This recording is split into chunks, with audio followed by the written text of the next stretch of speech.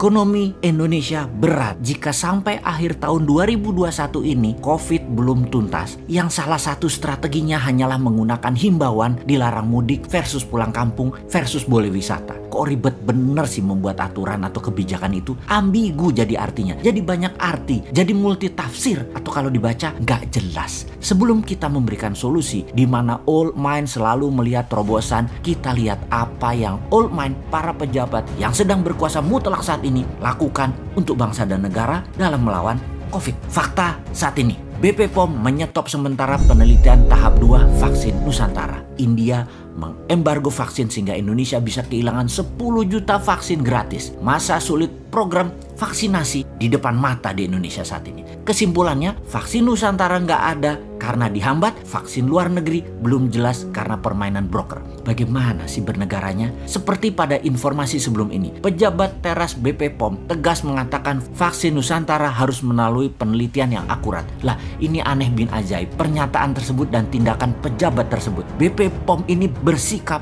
double standar. Kenapa double standar? Sementara vaksin asing dibiarkan masuk bahkan langsung uji klinis tahap 3 hanya berdasarkan surat WHO, sedangkan vaksin Nusantara dihambat proses pengembangannya. Inilah simbol globalis berkuasa, globalis anti tindakan patriotisme kaum nasionalis. Jadi BP POM dimainkan agar memenangkan globalis untuk mematikan produk nasional. Saat ini nasionalis kalah oleh globalis dalam urusan vaksin karena pejabatnya old mind, anti nasionalis dan pro globalis. Aslinya vaksin Nusantara adalah kolaborasi antara Aivita Biomedical dengan penelitian Universitas Diponegoro dan Rumah Sakit Karyadi, adalah proses transfer teknologi dendritic base vaksin. Alih-alih full support perjuangan anak bangsa, petinggi BP POM malah mencibir dan menuding peneliti Indonesia itu cuma nonton doang. Padahal mereka turut melakukan riset secara langsung. Vaksin Nusantara harus dihambat aja, itu otaknya BP POM.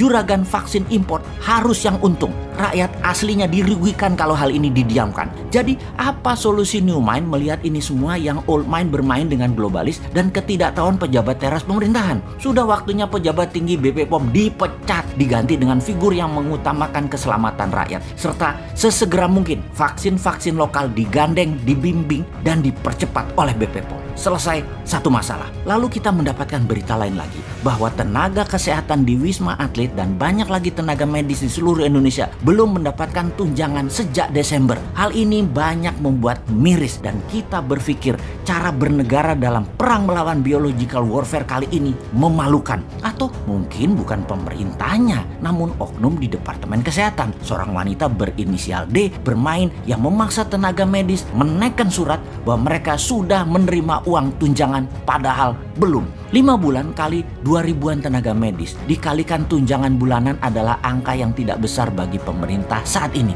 Juga kewajiban banyak ke rumah sakit yang belum dibayarkan juga banyak sekali jumlahnya. Rumah sakit yang belum dapat bayaran tersebut. Namun bagi pemerintah yang selalu telat atau belum membayar, sekali lagi dibandingkan dengan uang pemerintah yang jumlahnya 1.000 triliun, alokasi jumlah untuk kesehatan itu kecil. Harusnya bisa. COVID adalah perang. Itu pola pikir kaum new mind. Namun penanganan oleh pejabat pemerintah yang old mind pada saat ini, COVID hanya pandemi, hanya masalah kesehatan. Dalam pelajaran di Akademi Militer Modern, perang itu harus cepat, harus murah, dan tepat sasaran. Perang melawan COVID pun harusnya demikian. Cepat, murah, dan tepat sasaran. Cepat dan tepat sasaran adalah tenaga medis, pejuang terdepan perang melawan COVID. Kesejahteraannya diutamakan. Juga rumah sakit rujukan yang belum dibayarkan BPJS segera dibayarkan. Kalau tidak, ujung tombak ini tumpul dan perang melawan COVID tidak bisa selesai cepat dan tuntas. Nggak punya rupiah buat bayar tenaga medis. Cetak rupiah, underlay-nya